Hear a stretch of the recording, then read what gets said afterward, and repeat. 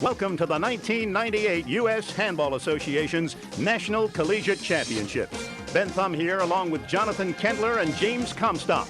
We've got some great handball action in store for you as David Chapman of Southwestern Missouri State takes on Chris Rusing of the University of Washington. And while this is in fact the Collegiate Championships, both our finalists play on the Spalding Gatorade Pro Handball Tour. In David Chapman's case, he is the #1 ranked player on the tour and in the world, while Chris Rusing is ranked 10th and is considered a fast-rising star. And therein lies a controversy. Should the world's best players be allowed to compete on the amateur collegiate level? But before we get to the men's final, let's take a look at highlights from the women's open class championship match. Our two finalists are Priscilla Cogent of Texas A&M. She's the defending women's champion, going up against a highly talented Amber Roundsville of SMSU. We'll pick up on the action with Roundsville serving Cogent. Amber has already taken a 5-point lead. And we are at the Royal Athletic Club in Burlingame, California, as the University of California at Berkeley hosts this year's championships. Priscilla is a senior, and Amber is a sophomore. That's rather unusual, isn't it, Jonathan? Yeah, probably for Amber to reach the finals in only her sophomore year is excellent. You can see there she just missed a shot badly, but it was a ball that Priscilla was hitting to her left hand, trying to pick on her. That's one of the objects in handball, is search out your opponent's weakness and don't let up on it. She's doing a good job keeping the ball on Amber's left-hand side. See Priscilla trying to control the rally by hitting the ball up to the ceiling. You see she gets a front court position because of that, and forces Amber to make a mistake. Yeah, the idea really is to dominate the center of the court, the area right around the Royal Athletic Club emblem there, and keep your opponent running from side to side behind you, and then you have all the opportunities to make the shots in the front court. You can see these girls really doing a good job of keeping the ball in play. Oftentimes you'll see players just starting out having trouble using their left hand, but these girls really do a good job keeping the ball in play with their left hand. That's one of the real challenges of this game, isn't it? You need to be as ambidextrous as possible, because otherwise your opponent is really going to make you pay for a weakness that they can identify and exploit. See Amber hitting the ball with her left hand. She's showing you just how good both of these girls have their off hands. We should also mention that this is a renovated court for television. We're actually using 5 cameras today. This is from the mezzanine angle. And this is, well, we're at 20-9. We're moving the game along a little bit because of time restrictions. Priscilla got a nice back wall set up there.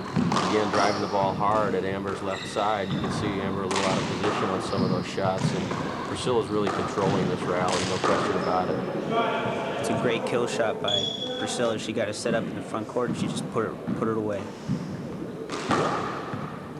Again, keeping Amber in the back left corner, and serves out the match. Serves out the first game of the match. Right, that was 21-9. Priscilla Cogent, and now Priscilla serving at 2-0. Second game. One of the most difficult aspects of playing on a glass court like this is picking the ball up off that back wall, but these girls don't seem to be having any trouble with that. Tell me about it. That's one of the toughest things in this game, especially when you're on a court that you haven't played on before. I spent most of my time this week in the hospitality room, but when I did get out to play, I was very impressed with all the young players and how a lot of the people in the stands came out to cheer for their teammates. Very exciting to be at the tournament this week. One of the things that's most exciting about the collegiate tournament is that you have your teammates rooting for you in the crowd, and they can make a lot of noise when you make a good shot, and it really helps you as a player. It makes you get excited about the match. You played your college ball at Lake Forest, didn't you? Yes, I did. In fact, I think both you guys went to Lake Forest, right? Yeah, Jamie picked up the crown after I left. You can see here again, both players trying to keep the ball on the left-hand side of the court. Priscilla makes a mistake of shooting the ball at Amber's right-hand side, and Amber just rolled it out off the back wall. Although I think Priscilla was a little concerned that that ball may have skipped in, but the referee said that it did not. Yeah, you have an opportunity to appeal a referee's call, but if he saw it differently, you're going to lose and you're going to be forced to think about it later. Priscilla just showed her tremendous power right there. She blasted the ball to the left side and caused Amber to commit an error.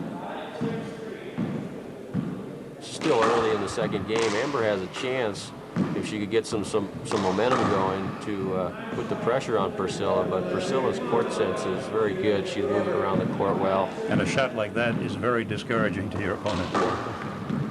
She's controlling this match, there's no doubt about that.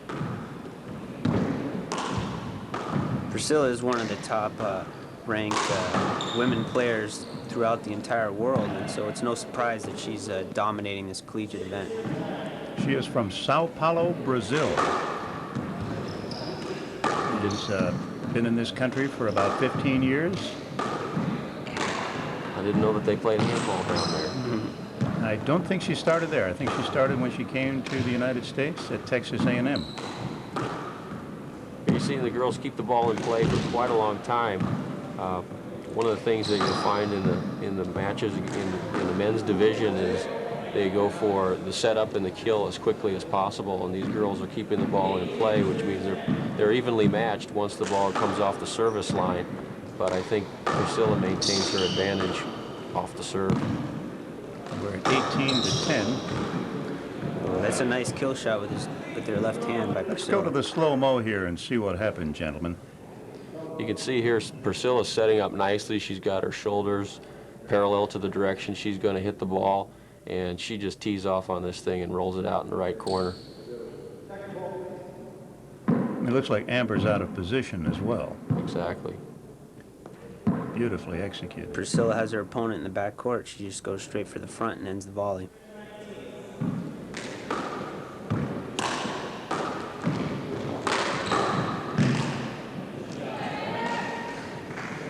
That was a nice shot. Amber is down pretty far in this match. Looks like she's trying to conserve a little energy using an underhand lob serve to Priscilla's left-hand side in hopes that if she can get back into this thing, she'll have some energy left for a tiebreaker. The lob serve, even though it's not very exciting, it is a very effective serve. Starts your opponent off at a disadvantage. Well, that was a beautiful shot by Amber with her left hand. But now I think we're getting to, well, it's 2016. Match point here for Priscilla.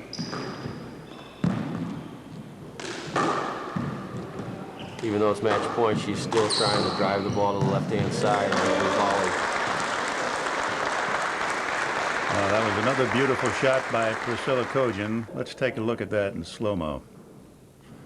Jamie, looks a lot like you out there driving the ball into the left-hand corner here. She sets up nicely. Again, her shoulders square to the ball, and she's just going to put this thing right into the left-hand corner. Amber really has no chance of getting this ball. Priscilla hit the ball so hard that Amber couldn't even react in time to get over and hit the ball. Now let's get a word from Priscilla. Pretty good, pretty good. I was getting worried there. I squeezed it out. Squeezed it out. She was tough. She was tough, but it was fun. I think I enjoy the women's program just a little bit more than the men's. Again, my background sports psychology, they respond sometimes a little bit more to the imaging and the mental work that we try to do. Sometimes the guys are, rah-rah, they're too tough and they don't need all that kind of stuff. I think handball is an excellent sport for women. It offers them so much in terms of skill development, and it gives them a chance to condition and stay in shape and work out. And it allows them to learn to set goals for themselves. It's a great self-image builder. Stay tuned as the world's best handball player, David Chapman of SMSU, takes on Chris Rusing of the University of Washington, one of the hottest handball players in America.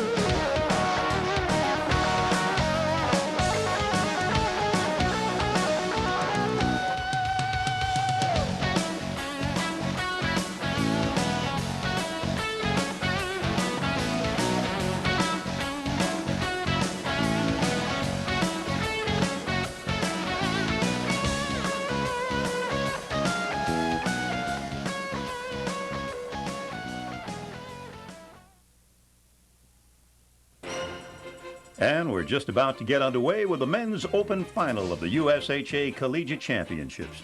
Handball history is being made today as it's the first time the collegiates are actually being televised. David Chapman is on your left, and Chris Rusing now on your right. Vern Roberts, the man with the camera, a great player in his own right and head of the United States Handball Association. David Chapman is a phenomenal handball story. He's 22 years old, is the #1 ranked player in the world, has been for the last 3 or 4 years. He is the 3-time men's open collegiate champion. His opponent, Chris Rusing, is 22 years old.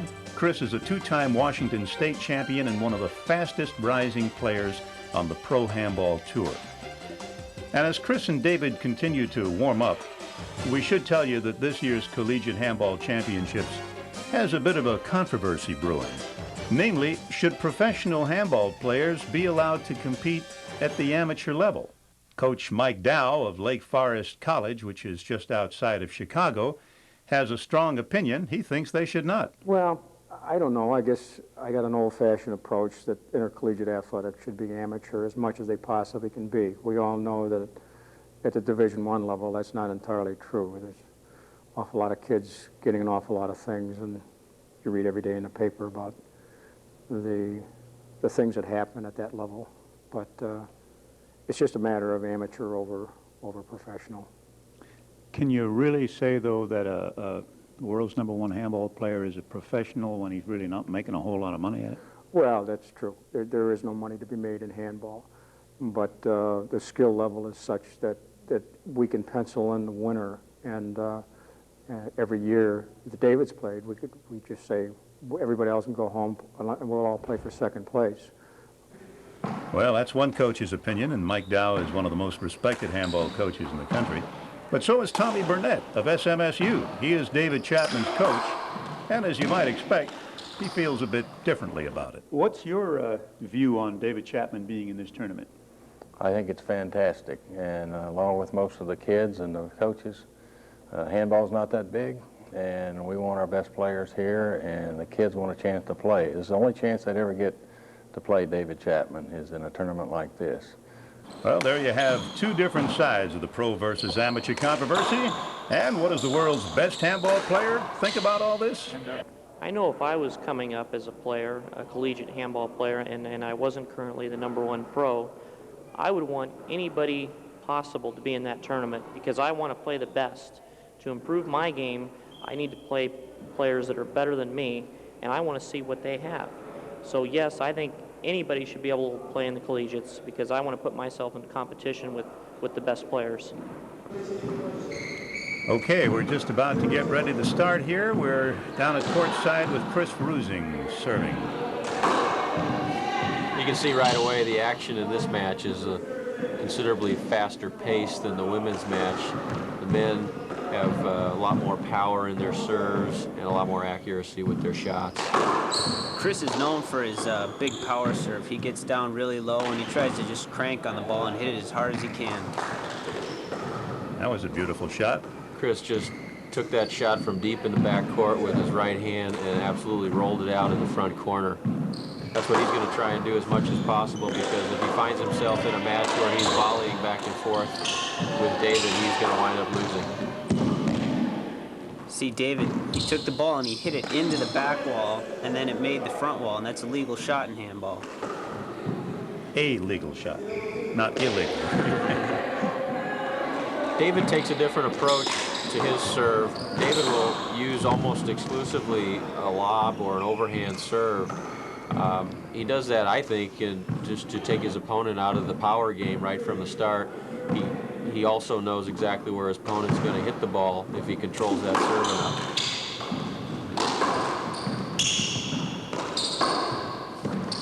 One of the things that a lot of people have said about David's game is that he's got excellent anticipation. He can move around the court and he'll get into position where the opponent's going to hit the ball, and therefore he doesn't have to be as fast as everyone else. But I think he does a good job of controlling his opponent, so his anticipation is based on the ability for him to control where his opponent's going to hit the ball. You get 2 serves in handball. If the first one doesn't make the second line, and you have to make it on the second swing. Oh, how about that, Jonathan? Well, David took one of Chris's hardest shots and has the hand coordination to sort of powder puff that ball into the left-hand corner, and that's a very difficult thing to do. It doesn't look very athletic, but it's very hard to do, and you can see he did it again right there. That's just amazing. It takes so much agility to make that shot. David going back to his bread and butter lob serve down the left-hand side, guaranteeing the return to his right hand. Dave Chapman has the best ceiling game in the entire country, so he knows when he hits that lob serve, he's going to start a ceiling rally, and he's going to win the rally. That was a beautiful passing shot. Let's go to the slow-mo replay and see that again. You can see Chris has a setup here off the back wall, and he's going to drive it hard to David's right-hand side, but David reacts nicely and just flips this ball back up to the left-hand side to try and get out of trouble. That's a great get. Not too many guys could make a get like that. No. It takes a lot of quickness to do that. Here, David quickly gets back to his feet because he knows Chris is going to try and put him away with his next shot while he was down on the floor, but Chris doesn't quite get it where he wants to and winds up giving David a shot that he can hit hard. See, Chris is out of position here, so Dave realizes the whole right side of the court's open, and he hits it right by Chris. Which is easier said than done.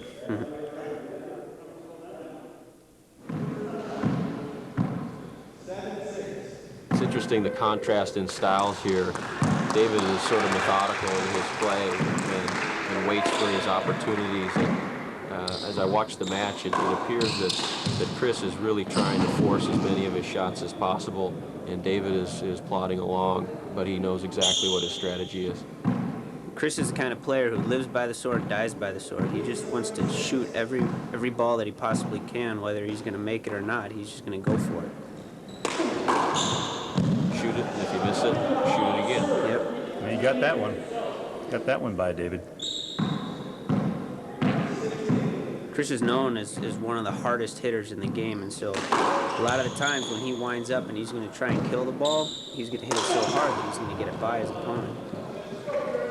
You saw Chris right there taking the ball from deep in the court with his offhand, his left hand, and still he almost appears to be ambidextrous. He's done a great job of developing his left hand so that it's not a weakness for his opponent to pick on. He's also done a great job of staying in this game with David Chapman.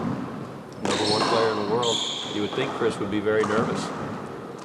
He was in the finals of the Collegiates last year, and he's been chomping at the bit the whole year to try and get back to the finals, and here he is. He's not going to let his opportunity pass him by.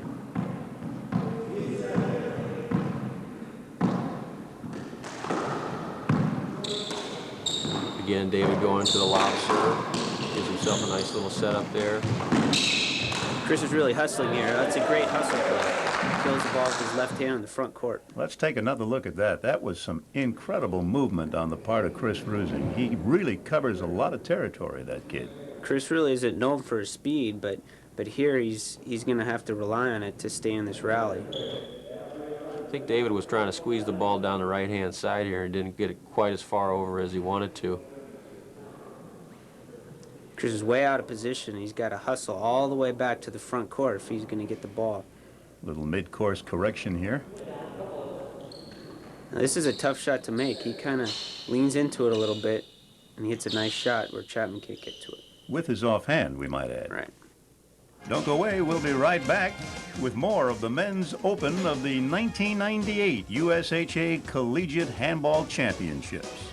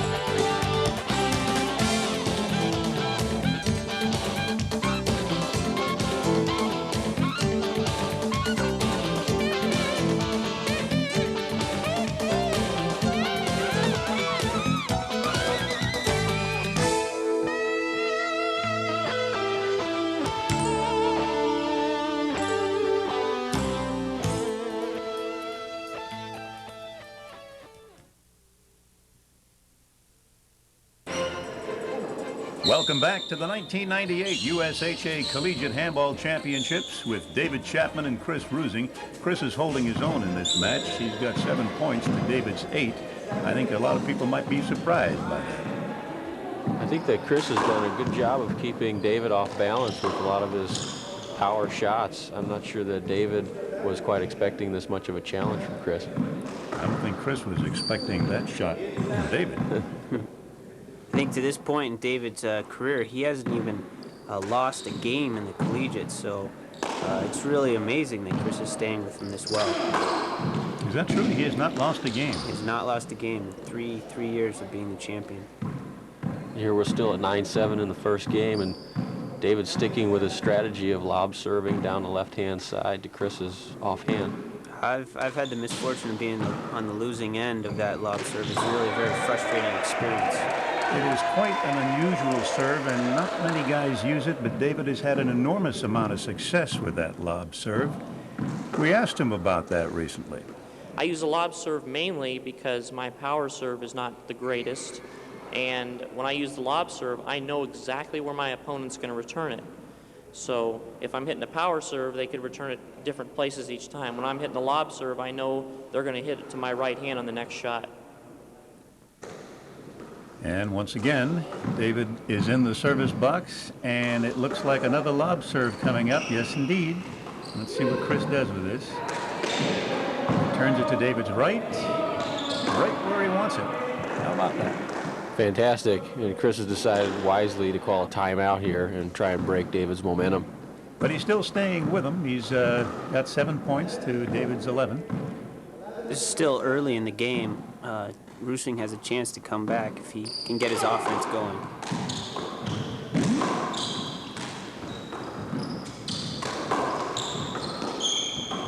Looks like what's happening here is that David's strategy is starting to pay off a little bit. Chris started very hot, and now we'll just have to see if he can finish the match hot. But David's been very consistent.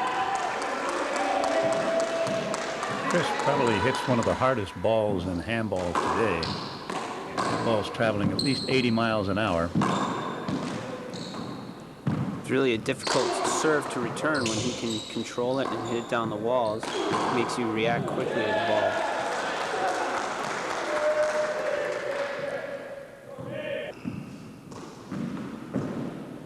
You've had some success playing Chris, have you not? Yeah, over the course of the years, I think we played 5 or 6 times, and he's only beaten me once. And I think it's just due to the fact that I try and make him shoot from deep court instead of from up in the front near the service box. And the farther back you can make him shoot, the lower his shooting percentage is. His first serve percentage is not that good. He hasn't been getting that first serve in. He's had to resort to the second serve too many times. That's usually an indication that either the player is getting tired or maybe the ball is getting a little bit dead on these guys. Let's see what happens here as Chris slams another patented hard serve at David. David doesn't seem to have any problem with Chris's serves for the most part. He's been facing those hard serves for virtually all his life, so it's nothing that's going to take him by surprise, that's for sure. Chris really leans into this shot here with his left hand, and David's going diving down the left-hand wall, but just can't get his hand on the ball. It's really great form by Rusing.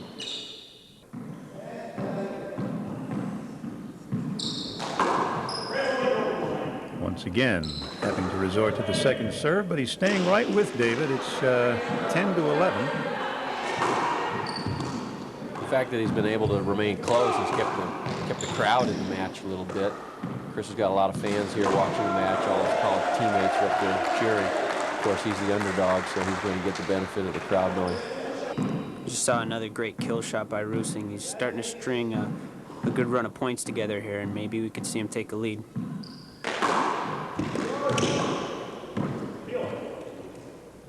Chris is appealing that call. We'll get to see here on the replay whether the serve was actually short or not. What's that look like to you? A blur. Tough to tell. That's why the referee's job is so tough. Yeah, Yeah, he doesn't have the benefit of slow-mo, but that ball looked to me like it might have just cleared the line. Hard to tell. That was a close call. Let me see it one more time from another angle. Yeah. Hits that ball so low and so hard, it's impossible to tell. And we're back with Chris Rusing holding his own. 11 all. Together at 11, as they say in Ireland. Chris got a crack on the serve. Now he's got Chapman out of position. He's trying to move him around the court, waiting for a shot, and then he rolled out a ball with his left hand. Outstanding shot with his left hand. You can see Chris is getting excited about that with his fist pumped up in the air. But that's a difficult shot, falling off backwards, and to roll it out with your offhand. Rusing's always been a streaky player, and it looks like he's in a hot streak right now. Let's see if he can keep his momentum going. Oh, my. I think he got away with one there. We'll be right back with the Men's Open Championship with Chris Rusing leading David Chapman at this moment.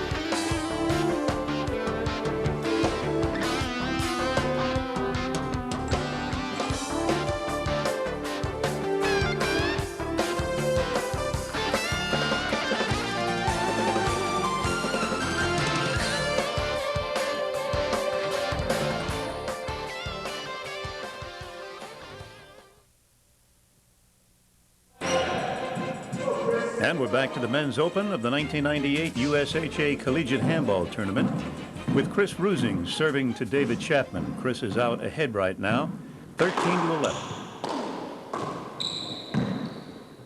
See Chris sticking with his strategies. Chris is using a hard drive serve, mainly picking on David's left hand, which isn't a whole heck of a lot worse than his right hand. Chapman just moved him around the court on that rally. Hit it down to the left, and then down the right, and then back down the left again for a point. 11 serves 13. The lob serve once again from David.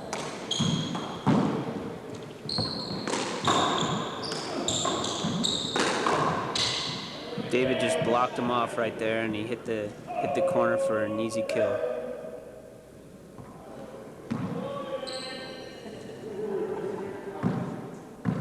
This is a much closer match than some people expected here at the Nationals. As the game moves on, the crowd's getting more into this match. You can kind of hear them in the background getting excited. Any shot you really don't expect. You don't expect a guy who's right-handed to shoot the ball from 38 feet deep in the court with his left hand. But he caught the sidewall and rolled that ball off the sidewall for the winner. See Chapman changing up his serve. He's going to a kind of a cross-court lob, and I guess he feels that his lob serve hasn't been as effective as it has in the past, so he wanted to go to something different.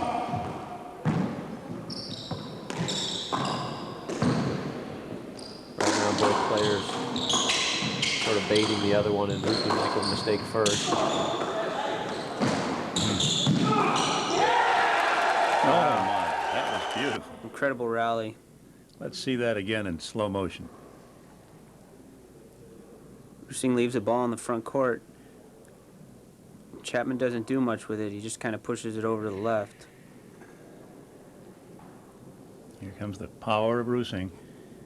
He leans into it with his left hand. He makes Chapman run up to the front court. Tries to pass him. Rusing's quick enough to get back here and hit it into the back wall and stay alive in the rally. Now that takes a lot of eye-hand coordination right there. Absolutely. And David, realizing that Chris is way back there out of position, going to try and dump this one into the front court, but it looks like he hits it off the fat part of his hand there and just left it up a little bit too much, and Chris, hurrying into the front court, was able to roll that one out. That was the rally of the game so far. Very exciting handball. That is handball. Chris Rusing serving David Chapman 15-13.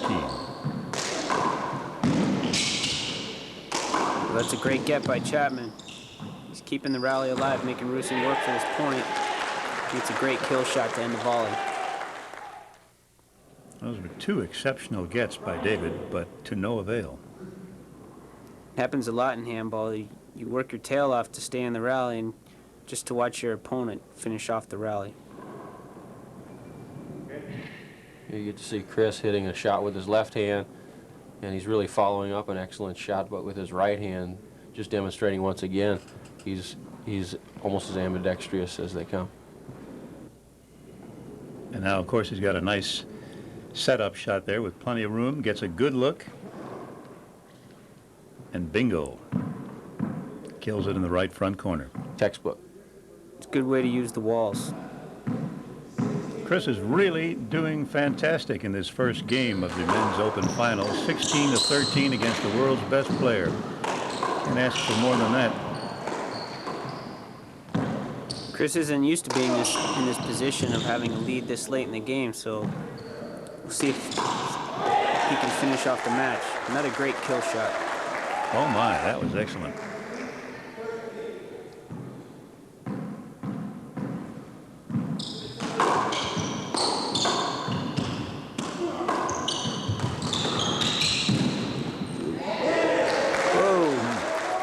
You know what's really amazing to me about Chris Rusing is that his left hand it appears to be just as strong as his right. Yeah, that comes from spending a lot of time on the handball court and just working on your fundamentals.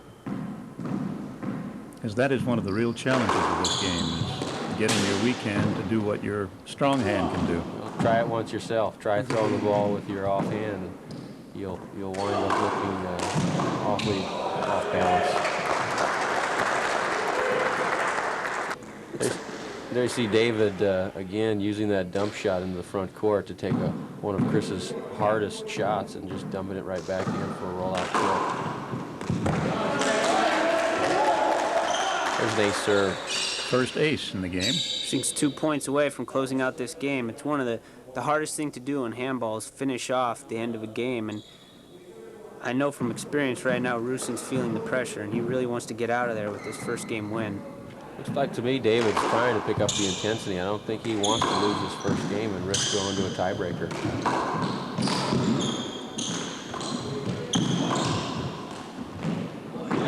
Making Rusing work really hard for his points. Game point for Chris. Here we go, 1 point to go. They say it's the hardest one to get. He's going to go for an ace serve right here. Let's see if he can do it.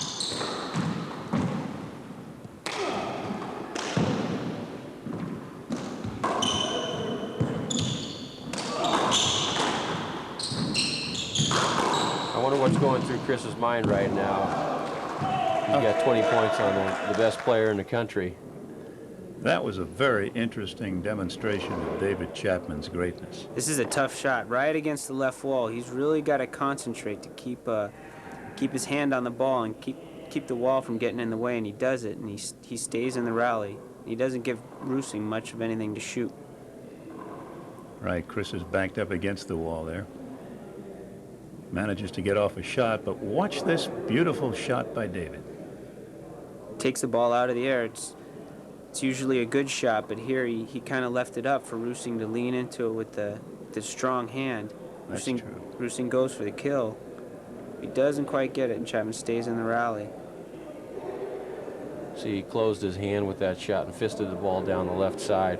Chris just unable to get the ball, cracks his head on the side wall. He's going to need a towel.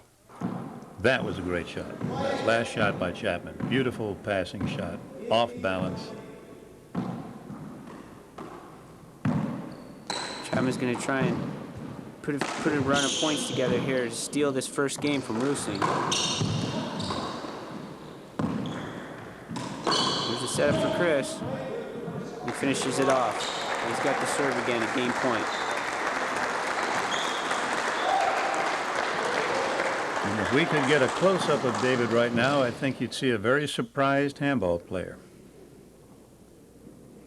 Rusing, he gets so low and just drives the ball. See if he gets it on 2 bounces. He called 2 bounces on himself, and it looks like it did hit the floor. And there you see a great player with great sportsmanship, too. David was the only one who knew he got that ball on 2 bounces, and he made the right call. Now here's Chris Rusing serving for game 1. This is game point. See Rusing sticking with his power serve to the left side. He gets the setup that he wants. He doesn't quite put it away. But look there, he finished off the game. Exactly, burying it in the left corner.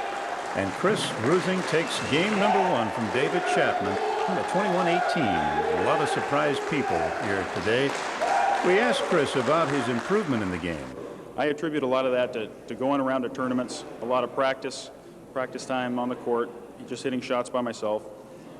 I went to, and I owe a lot of credit to the people from my hometown, Bellingham, Washington. They put up with me hanging around the courts after school every day, and I owe them a lot of credit.